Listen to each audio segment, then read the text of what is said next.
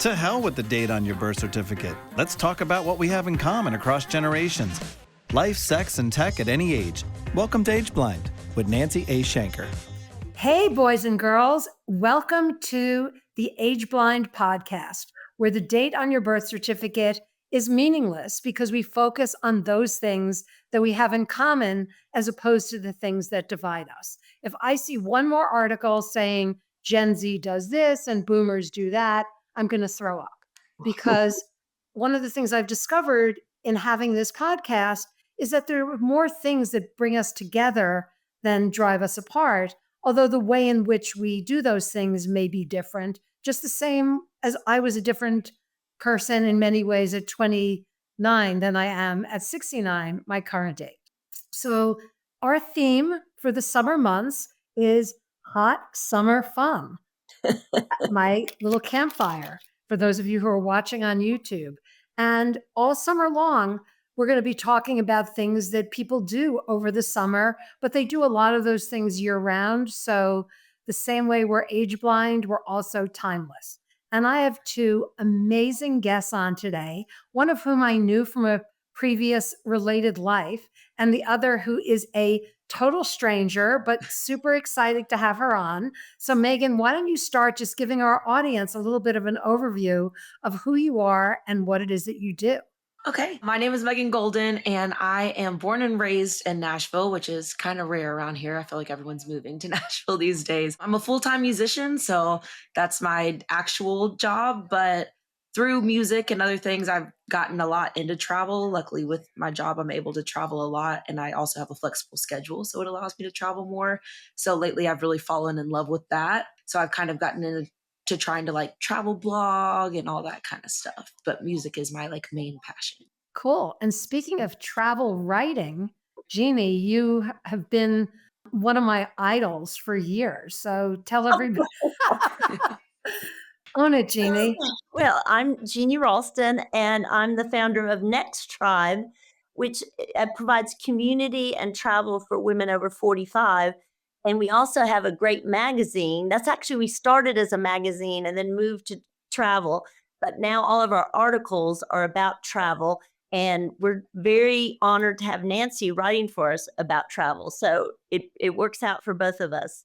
And Megan, you'll appreciate this. I'm writing an article about how to build a trip around your favorite band, which is kind of what I just did. I got tickets to see the English Beat. They were playing out in East Hampton. I ended up seeing them back to back, two performances, and planned a visit to see my kids and my grandkids and visit with friends with the concert as the centerpiece of my trip. So it's the hub of the travel wheel was my grandchildren can think it was them, and they were a big part of it. But it was also, I could have gone there anytime, but I planned the trip around. I love that. I love that theme. And we had somebody who did an article once about following Pearl Jam through Europe. And it's just, and she's over 45. And I like that, that it defies certain expectations, that women our age are doing that. Of course we are. We're doing all kinds of things. So I love that you're living that, Nancy. Yeah. Really cool. 87% of all centenarians, people who live to be 100, are going to be women. And we have disposable income. We control a crap ton of money. And our kids are grown. Our parents, in many cases, are gone. So what else are we going to do? Sit around and knit? We're a whole different generation of women than our mothers and our grandmothers. Like I remember my mother, when she was, still alive, was like marvel at the fact that I knew how to go to a strange city and rent a car. Like that was just something that they didn't do back in the day. Right. Yes. Yeah. So yes, women are a huge force in the travel industry, and women in this age group are over 45, over 50. That age group is like the one of the dominant forces in the travel industry, not only for solo travel or travel for ourselves, but also deciding on travel, booking travel for a husband or couple, or for the family, for extended family. So it's interesting that the travel industry hasn't quite caught on to that. I think they are, but they're still, everybody wants the millennials or or whatever to like them and to follow them. But it's go with the people who have the money. Right. No shit. Yeah, exactly. It was interesting. The woman I sat next to on the plane coming back from the East Coast last night, her daughter had made her travel arrangements. And she was complaining because she was complaining about everything, but she was complaining that she was in the last row of first class and couldn't put her seat all the way back. Oh my Well, God. I'm like, why don't you walk back into steerage? Because Yes. it was in a brand new plane. And when I went to the bathroom in coach, I was shocked at how, even in the exit rows and in the bulkhead, they had really like reduced the amount of leg room. So I could not have done a 5-hour flight without my legs going numb. So Yeah. that's one of my guilty pleasures is upgrading. So before we jump into the questions, what was interesting, I pulled up some statistics. 2 in 5 Americans plan to take a vacation this summer. And those are vacations that are going to involve a hotel stay or a flight. But I've also written for you, Jeannie, about this whole notion of staycations and finding things to do in your own backyard. The average spending for a trip is close to $4,000. So there are going to be 117 million Americans who are going to be spending 452 billion. So that is $500 billion on flights and hotel stays this summer. So back to your point, Jeannie, it's really, really important that hospitality companies and airlines understand who is in their rooms and who is on their flights. And yes, it may be young people, doing the hostel thing, or it may be people like us who are going on extended trips because we work for ourselves and don't need to come back at any particular time, which is the beauty of getting older. So, Megan, I have a question for you as a touring musician. Do you always carry on your guitar or do you ever check it? I try to always carry on. It's interesting because I just was having a conversation about this. I guess Southwest just changed their rules with carrying on. So before the rule was they have to let you carry it on unless there's no room. So when you board, if there's no room in the overhead storage, then you have to check it at the gate. And of course, all musicians are terrified of checking their guitars because I just had a friend who got his it was in smithereens by the time he got to his destination.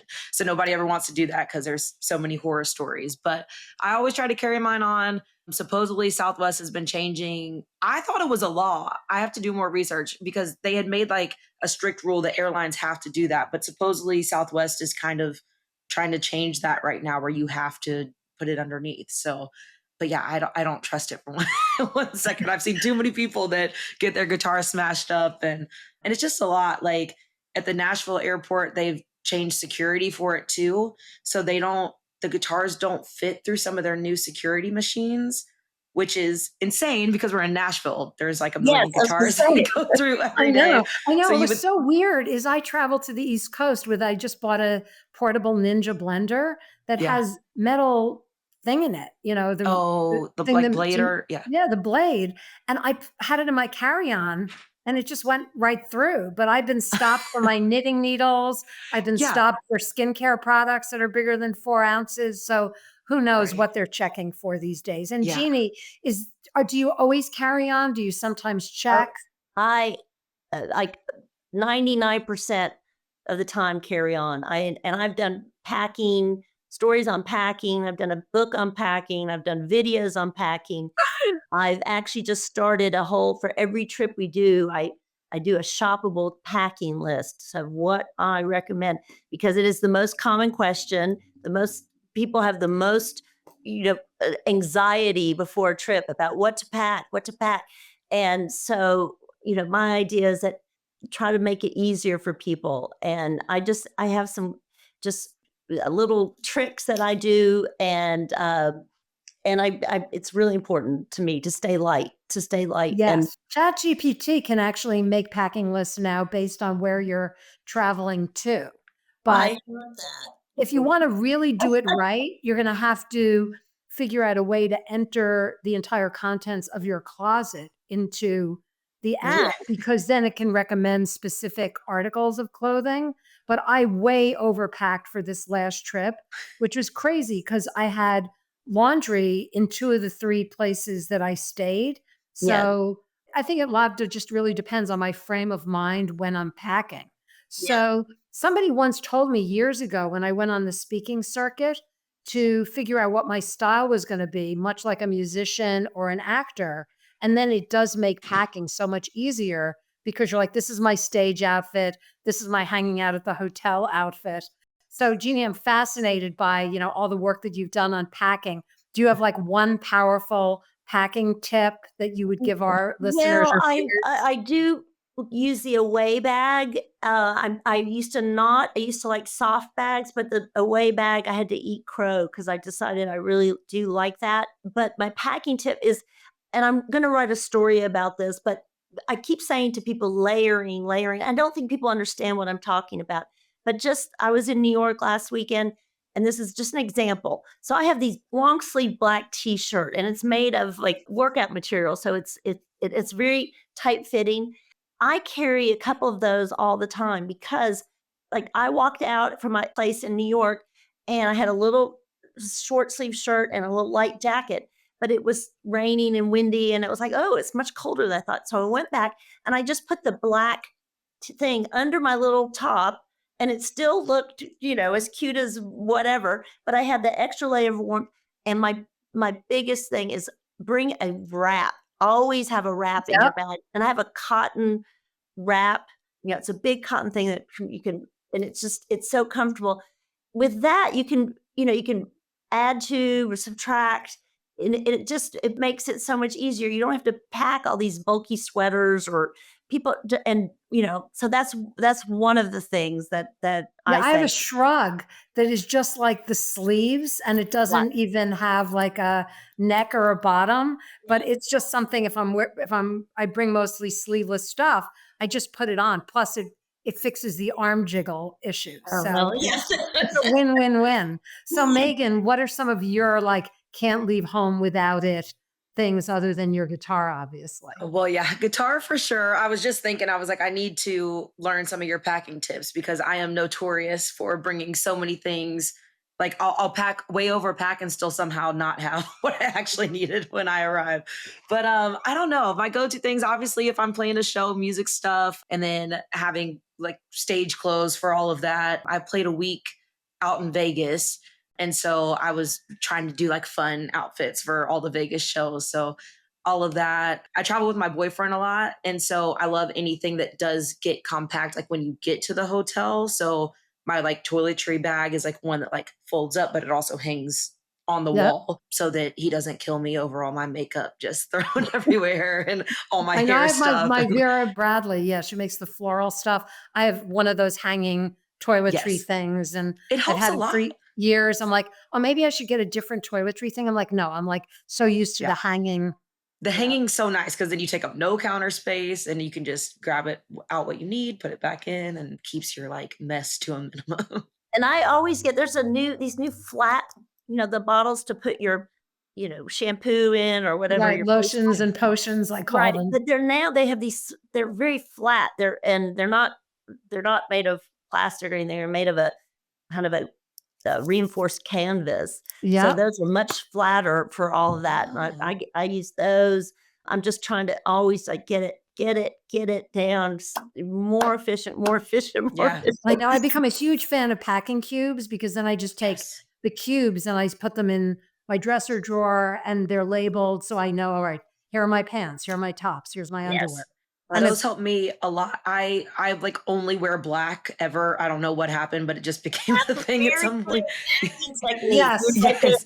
And so everything looks the same. So it's great because everything matches. So I don't need right. whatever. But then when I'm like, if I just open my suitcase, everything just it's so hard to figure out what I'm looking for. So I like the packing cubes because I'm like, okay, all my shirts are here. All my like, pants are in one cube and all that. So it's not just because I'll just start throwing things out, just looking for the one I've shirt that also I was become trying a to find. really big fan of the kimono. Free People makes this very Stevie Nicks like kimono thing so that even if I throw it on over a camisole and leggings, it suddenly looks like I'm dressed up. So Right. I'm very Nice. big on the day to night thing. So let's move on from hacking to places. Most favorite and least favorite place that you've been on a summer trip?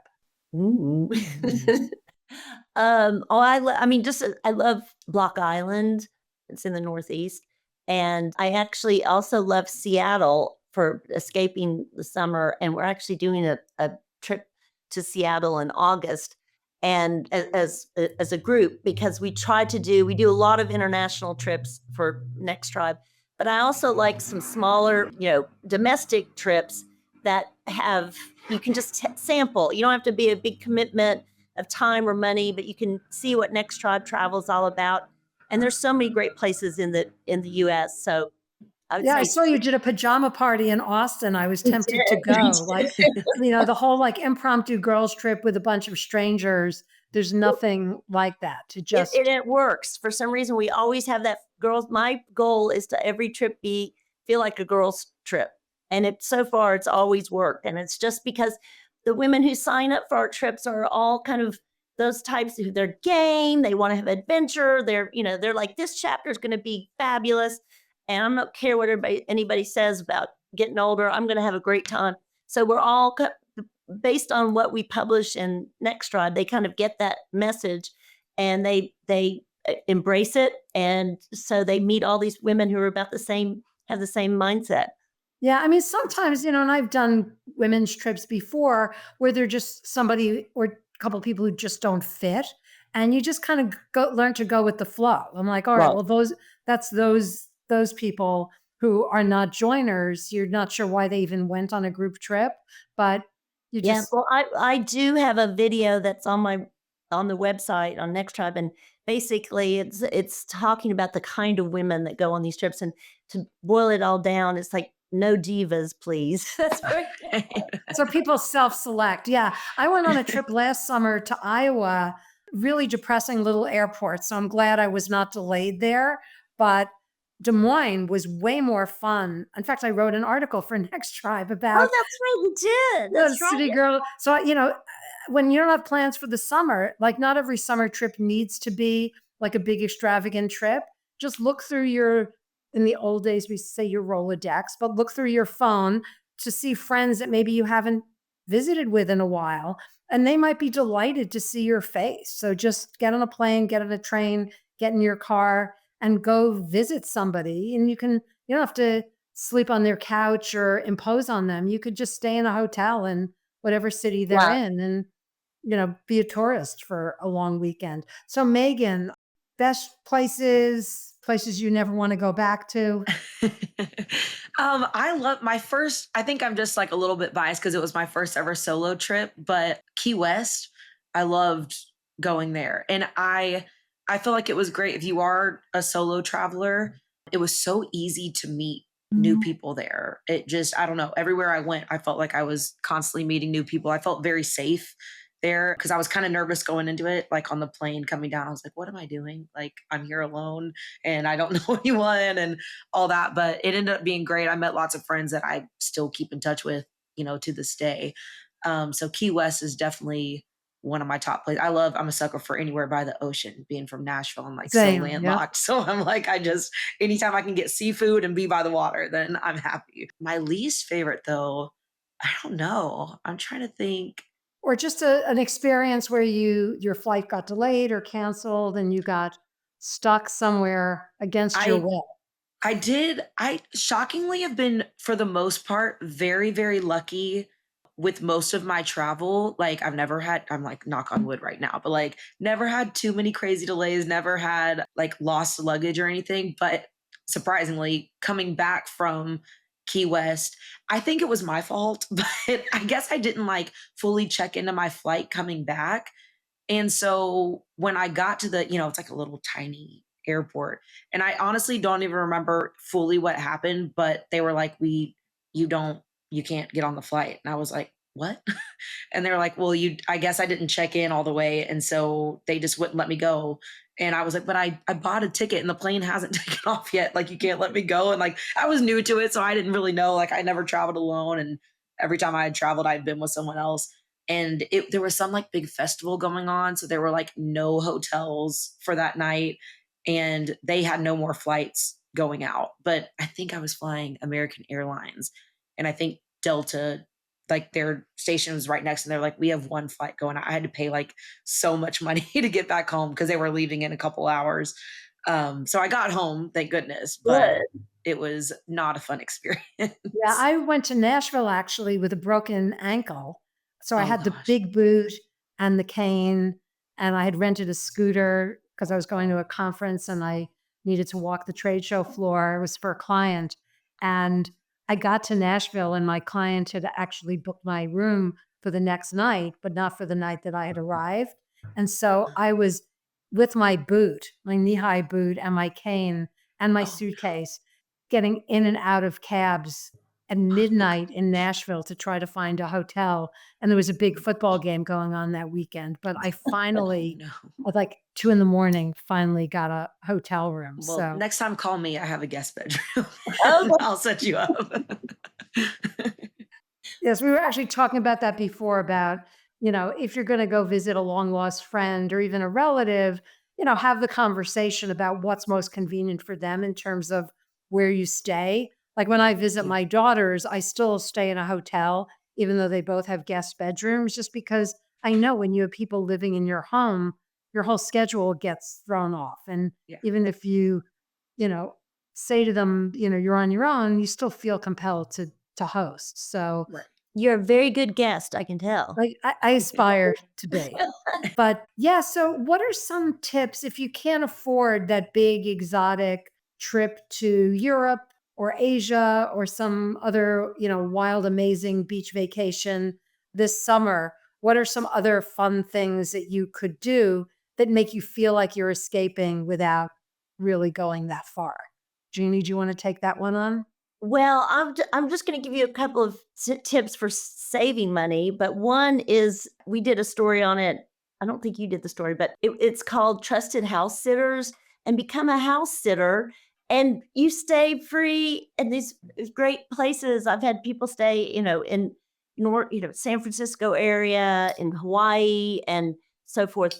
But I would definitely look into that, especially if you're traveling solo, because you might be babysitting a dog or something, and there's no better way to meet people than to have a dog and go to a dog park. So you'll be living in the residential areas, you'll be discovering a new area and getting to meet people if you have a dog. So that's one of the things I always say: travel at the shoulder season, like we actually don't do a lot of summer travel because it can get so crowded and it's more expensive. But the September and October are great times to travel to most any place.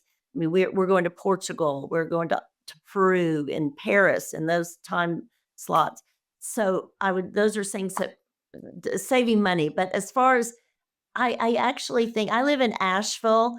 Funny, you're in Nashville, I'm in Asheville, North Carolina, and this is, a place that people do wanna come visit as well as Nashville. And one of the things that I've just discovered and I'm gonna do with some friends here, there's a place where you can go foraging up in the mountains in the woods, and they tell you everything. You're looking for morel mushrooms or things like that, and they tell you all these things that you can find that are edible, and then you take whatever you forage to a restaurant in downtown Asheville, which is, got great restaurant scene, and they use what you forage to make part of your meal. Wow, that's And so awesome. what I'm saying is just dive in and do a little more research where you are. I mean, that in Well, itself, I live was like a tourist in your own city. I yes, grew up in I grew up in New York. I have never been to the Statue of Liberty ever. oh, Like, Right. what's that? Or now when I go to New York, I go to Broadway shows. I never went to Broadway shows when I lived there. okay, So thing you need to do in New York next time is to go glamping on Governor's Island. We do that as part of our New York trip. Oh my God, it's so much fun. And talk about seeing the Statue of Liberty. You're sleeping and you open up your tent and there's the Statue of Liberty. Oh So wow. I just wrote an article for another magazine that I write for, Street Fight. It hasn't come out yet, but by the time this airs, it probably will, about how all the big hotel chains are now investing in glamping resorts oh, because people want to stay in airstreams or in yurts or in, weird places that are closer to the earth. So, Megan, what tips do you have for staycations, feeling like you're traveling, even though you're not really leaving your home? Yeah. Well, being in Nashville, a lot of times when there's big events going on, I will actually do. I live a little bit outside of like downtown area. So like this past year for New Year's Eve, I got a hotel room and like sometimes you can surprisingly you can find them pretty cheap, but you can see the fireworks and everything that they do for like the big like New Year's Eve celebration like from your hotel. So it's just kind of a nice way to not have to deal with all the crowds. And if you're right where the fireworks are, a lot of the tickets are crazy expensive to get into. If you want to get like a rooftop spot in a bar, you have to spend hundreds of dollars to get that seat. So you can spend less than that on a hotel room and stay there for the night, not have to fight the crowds and get to see all of that. So that's something. But I used to do a lot of day trips. Luckily, Nashville is pretty close to, like, I've done day trips to Chattanooga or Memphis. There's, just a lot of places around that you can go for a day. So it takes out the expense of having a hotel room and you can just kind of I love waking up early. So I'll just wake up early and explore the whole day and then come back that night. So yeah, Yeah, that's like, it's I feel a like great it's a good idea. And way. you can, when you're talking about, musical events, a friend of mine ushers at the local music venue, so he Yeah. can get in to see concerts for free. So Yeah. very often when there are festivals, they're looking for volunteers, or if there are activations going on at the Yeah. festival and you're willing to work a booth or Yeah. a food truck, you can get close to the Yeah. action without Yeah. having to actually pay for it. Yeah, So there's so many things like that. And like with music, I am lucky, like between me and like if my boyfriend plays anywhere, we'll just make a trip out of it. So we'll usually have, that day paid for and hotel room paid for. And then just try to add on like an extra day or two if we can. But yeah, finding things like that where if it's to do with your work, like if you, whatever job you have, if you go to a conference, adding an extra day onto that or whatever, and if you can find work around there or something. And I I think actually they did a podcast episode with a friend of mine about dating out of state. And I've done that Mm. where I've just set my Bumble settings to whatever city that I'm in. But then there's a lot of explaining I need to do to tell people I'm not here for a hookup. Just because Right. I'm, here for one night or two nights and have a hotel doesn't mean you're going to sleep in my bed. But, I'm looking for somebody to just show me the city or take me out to dinner, or I'll well, treat yeah, dinner and I've went on a great hike in Colorado with a local, or, Yeah. out to dinner in a new restaurant with a local. So it can be, but again, you have to set the parameters because especially single women traveling alone, it could be perceived the wrong way. So we're about out of time, but this has been terrific. And I hope our listeners have gotten some great packing tips and destination tips and things to check and not check at the airport if you can. And would love to possibly have you both on as guests again at some point in the future. You can find our episodes on YouTube, on Spotify, on Apple Podcasts, wherever you happen to get your content. You can follow me on Instagram as Nancy AF _. And if you would like to be a guest in a future episode, we're booking now for the fall. It's nancyashenker@gmail.com. And be sure to find me and all the stuff that I do at nancyaf.com. And Jeannie, I cannot say enough wonderful things about Next Tribe, your magazine, and your trip planning. And one of these days I will appear on one of your I trips. hope so. I You hope at so. least expect it. So how could people find you, your Yes. magazine, your Well, trip? if you go to nexttribe.com, so nexttribe.com, you will find the trips, the magazine. We also have local communities around the country where so you don't have to travel to experience that kind of bonding and finding women of your own who are like-minded. So, and we're on Instagram and Facebook and YouTube. So Thanks. And Megan. Yes. So I kind of have two things going. So all my music stuff is just Megan Golden, megangolden.com. It's MEGAN and golden, just like the color. And that's got links to like my Instagram, my Spotify, Amazon Music, all that kind of stuff. And then I've just gotten into like travel blogging. So that's the newer venture thing. And my blog for that is thegoldenimpression.com. So yeah, just getting that stuff started. Love that. Love that. Yeah, I actually have a Good for travel you. website too called Leisure Living, like leisure with a B, which I started back in 2017. And then the pandemic hit and remote work became a thing. And I was way ahead of my time. So now all living is leisure living, the combination of business and leisure, because, unless your boss is very generous and says, oh, just take the summer off and don't worry about us, everybody is working and playing at the same time. So Yeah. yeah, and it is doable. I am a midlife, as I like to say, midlife digital nomad.